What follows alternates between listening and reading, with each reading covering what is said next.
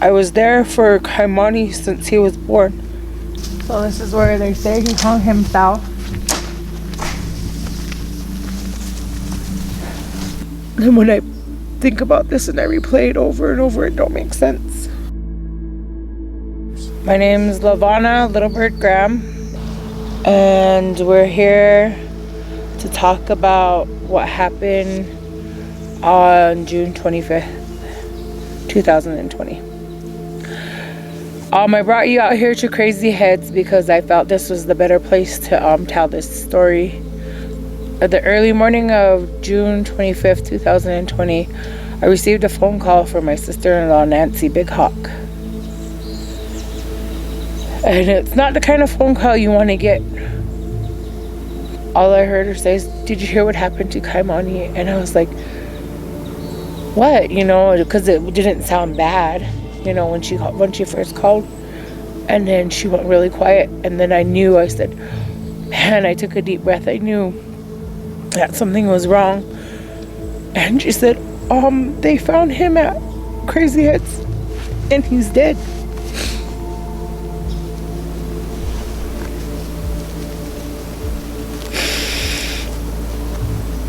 Kymani was my firstborn nephew. He was my brother's son. Everything just didn't seem right, and I know my son didn't commit suicide. I know somebody did something to him, man, because it was just a happy day. Kymani was supposed to be the first one to graduate in our family. I don't know. I wasn't here. I don't know what happened. But I could tell you this. I know that Kymani didn't hang himself. And I could tell you that I seen his body when the coroner had him here. I seen him when he was laying at the morgue. On that morning, the camp security were the first to arrive from a phone call they got. Upon their arrival, right up here off the road, there was a girl screaming on the road, and they pulled over and they came out. She walked them this way. They came up here, and not too far from here, right up here, there was a car parked here, and the other girl was laying on the side and she was crying, and one of the younger security guys came and he was laying here. He wasn't hanging. When security got here, he was laying down here. Look, he's with us. He's got that. There's that butterfly. He was laying right here. He's here with us. Yeah. The security got here. His leg was right here. And he was laying here. And nobody's seen him hanging. Except for the two drunk girls that were here. So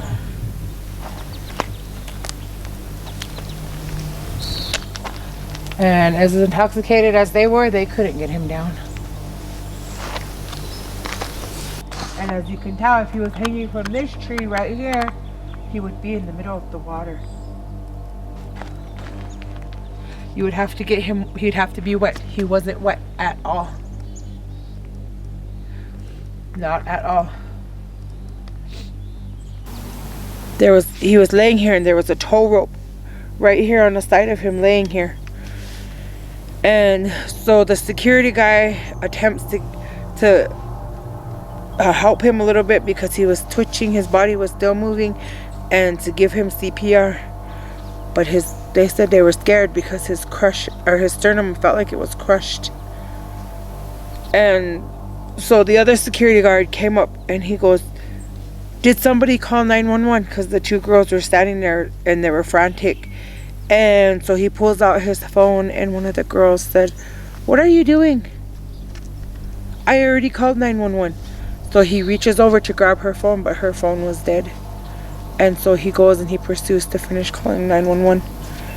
At that time, they said right up here, they could see these bushes moving. And the young boy thought it was maybe like a mountain lion or something, because you can see it's in a natural habitat. So they thought maybe something was coming down the mountain here, or the hill here. And they watched it, and he was kind of freaked out, so he followed it because it went all the way, and they couldn't tell what it was because whatever it was inside the bushes. And when they noticed, it was a kid that came out and stood on the road, and he started running upwards up this red road right here. As soon as he got to that road, he stood up and he started running up to that road. He didn't get very far before the police stopped him. By then the BIA units came in and they stopped him, and right up there they stopped him and they brought that kid back. When we arrived, they had these 3 individuals in this vehicle, in the police car, and they wouldn't let us come this far. They wouldn't let us on this side because they said they had to wait for the coroner and that there was an investigation that they were doing. The CI was down here taking pictures, and so we waited. After we're getting ready to go back to town, we noticed the coroner came in, so I turned around and we pulled back up.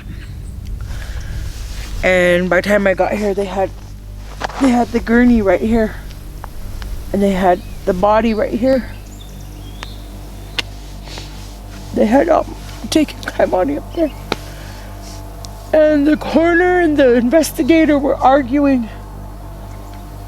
They were talking and they were arguing, and I came up to get Nancy, and I went to go zip up the body. So I go to zip up my nephew, and I noticed his medicine pouches in his pocket. And it was odd because they were told never to take them off. And I remember the security guard telling me when we got there, his medicine pouch was around his neck still. And as I was zipping it up, I noticed on his down below on his neck, where it was purple, it was a scratch, but it wasn't like a deep burn. It was just like a scratch, a purple scratch. But underneath the purple scratch, you could see these fingerprints, these handprints.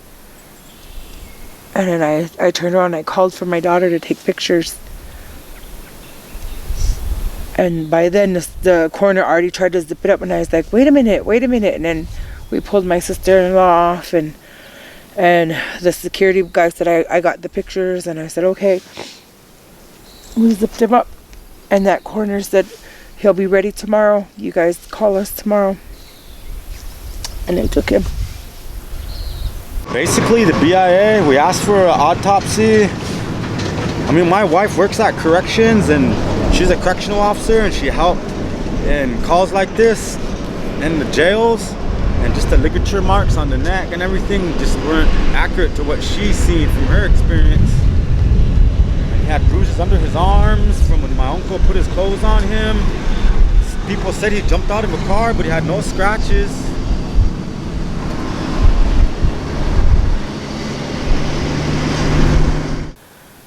So Saturday we went to go to the mortuary,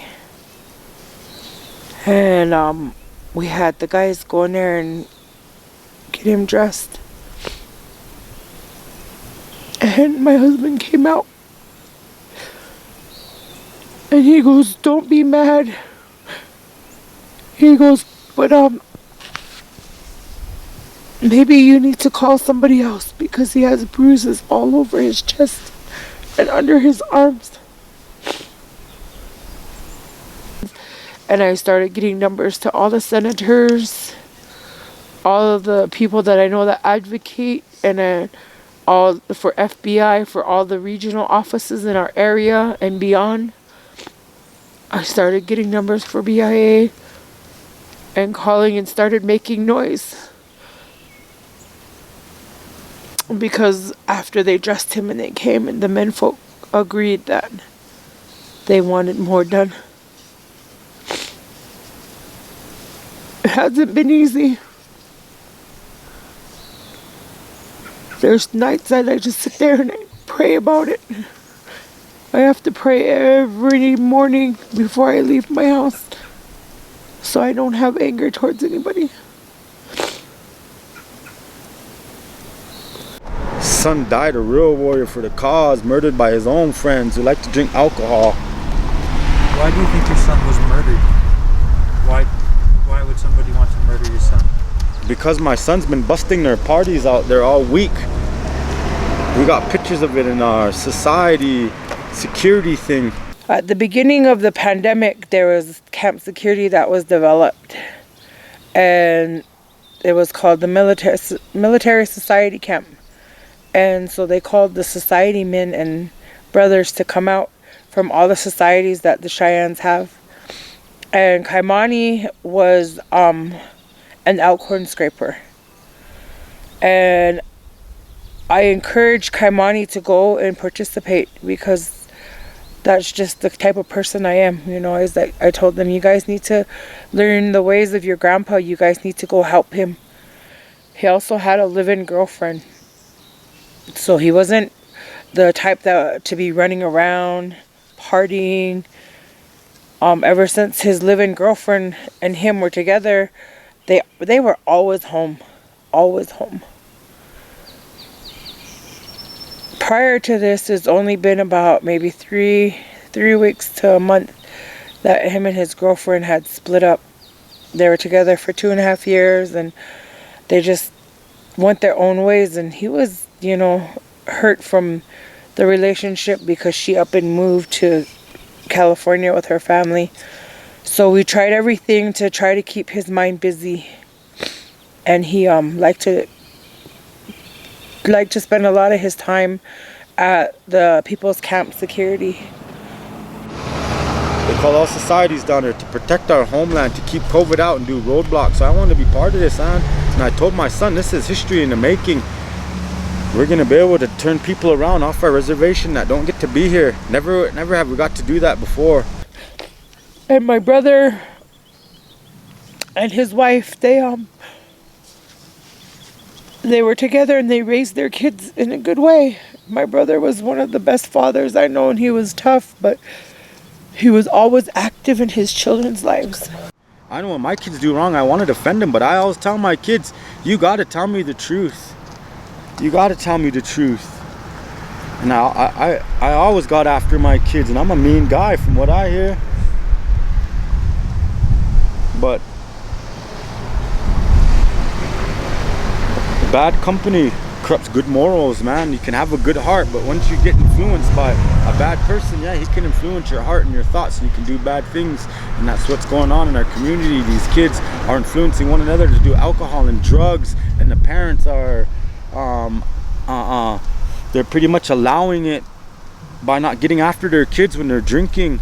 Why do you think that is? Why do you think parents are allowing it and not? Because it's just part of our discouragement. I mean, we've been discouraged for so long. They took our land away from us. We're oppressed people, man. Discouragement's part of our to white folks like you, when you guys get discouraged, you can overcome it, but as natives we can't, because it's embedded in our DNA. When we get discouraged, we get let down because they cut off our tongue, they cut off our hair, and they washed our mouth out with soap when we speak our language.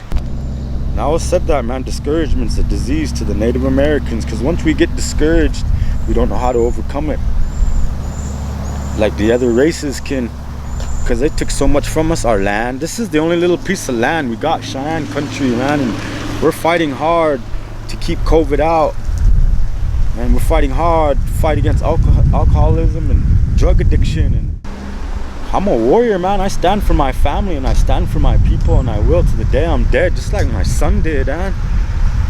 This is a small community. You know, I don't hate nobody. I'll never hate anybody.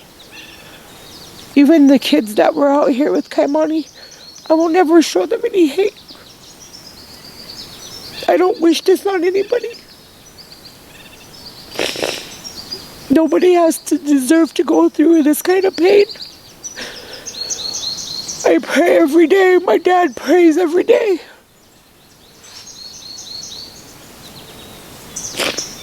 I have a 6-year-old son who every night I have to comfort because he cries.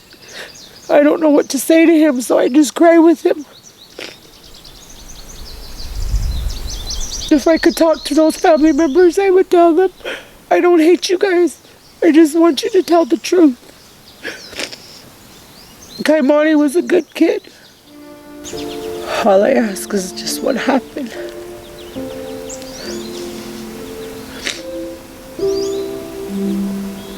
Why did this have to happen? I will find justice. I will push and push until justice is done.